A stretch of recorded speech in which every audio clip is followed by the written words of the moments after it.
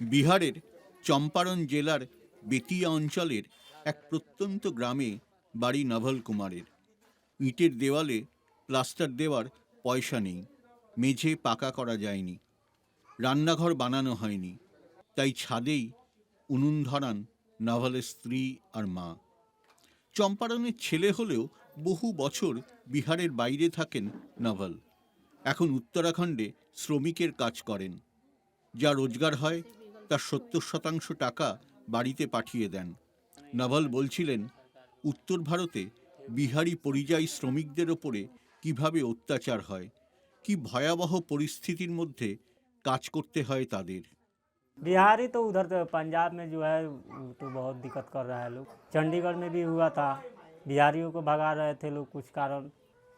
बिहारी को कोई इज्जत नहीं है उधर को, बिहारी कह के बुलाता है लोग। पैसा भी कहीं कहीं कमाते हैं लेकर भाग जाता है लोग।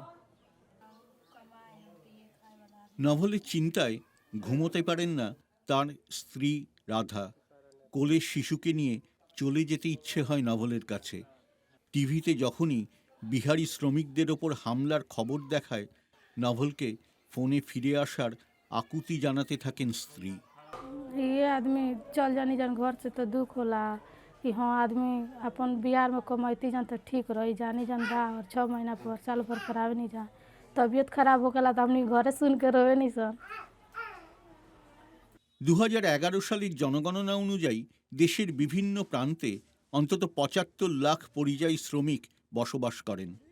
2025 সালে সেই সংখ্যাটি 3 কোটির আশেপাশে পৌঁছেছে বলে মনে করেন বিশেষজ্ঞরা। গোটা দেশে ছড়িয়ে আছেন তাঁরা।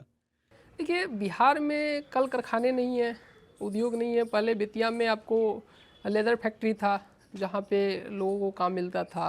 यहाँ का जो जूता बूट बनता था वो भारत के जो सैनिक हैं उनके लिए था, लेकिन वो धीरे धीरे लेदर फैक्ट्री बंद हो गई।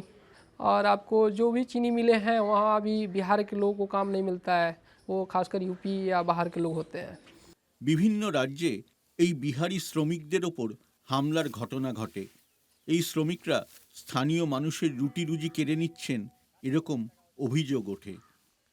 বিহারে যেই যখন ক্ষমতায় আসে, রাজ্যে কাজের পরিষদ তৈরির প্রতিশ্রুতি দেয়, কিন্তু ক্ষমতায় এসে সে কথা ভুলে যায় তারা। যে তিমিরে সে তিমিরেই থেকে যায় নভলরা। পরিযায়ী শ্রমিক হয়েই থেকে যেতে হয় তাদের।